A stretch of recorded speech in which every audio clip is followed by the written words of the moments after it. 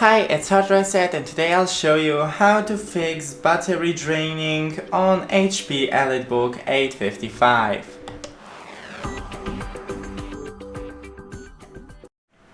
So first, go into the right bottom panel, open the battery,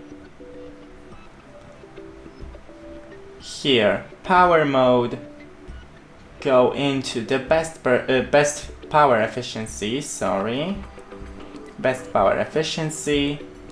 Now energy saver, always use energy saver, enable this option. Screen sleep and hibernate timeouts.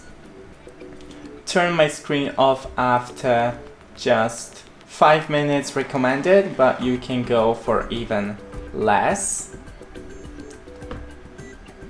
Here, and on battery the same thing.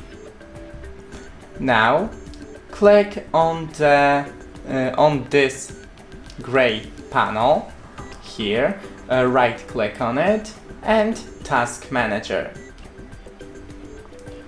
Open the startup apps, and if you have here apps that you don't want or don't need to be a startup app to open every time you open a computer, then disable it. And that's it. Don't forget to leave a like and see you in the next one.